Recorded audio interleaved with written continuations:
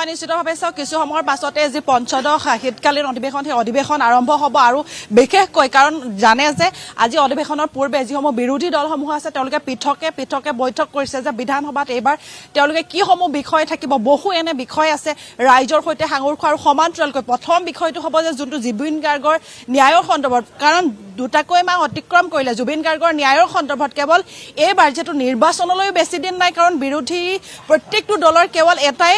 issue হিচাপে তেওঁ যেটো জুবিন গাৰ্গৰ ন্যায়ৰ সন্দৰ্ভত কাৰণ জুবিন গাৰ্গে ন্যায় কেনেকৈ পাব বা জুবিন গাৰ্গৰ ন্যায়ৰ সন্দৰ্ভত চৰকাৰে মুখ্যমন্ত্ৰীগৰাকীয়ে যেটো 8 তাৰিখ ডেডলাইন বান্ধি দিছিল কিন্তু 10 ডিসেম্বৰ বুলি পুনৰবাৰ কৈছে কাৰণ 8 বা 10 এই দুটা দিনৰ ভিতৰতে আসলে যিখন প্ৰতিবেদন হে চাৰ্জশিট দাখিল হ'ব তেনে ক্ষেত্ৰত আমি যদি চাওঁ তেনেহলে কেৱল আজিৰ দিনটোত কেৱল বিৰোধীৰ যিসমূহ দল আছে কংগ্ৰেছ হক বা ৰাইজৰ দল বা সিপিআইএম বা যিকোনো দলে তেওঁলোকে কেৱল আজিৰ দিনটোত কেৱল এটাই প্ৰসংগ জুবিন গাৰ্গৰ ন্যায়ৰ সন্দৰ্ভত যেটো প্ৰসংগ হে প্ৰসংগটোৰ সন্দৰ্ভত তেওঁলোকে উত্তাল কৰাৰ সম্ভাৱনা আছে বিধানসভা আৰু সমান্তৰালকৈ অন্যটা পিছে মৌসুমী আপোনাক এই মুহূৰ্তত ধন্যবাদ জ্ঞাপন কৰিছো আমি আসাম টক্স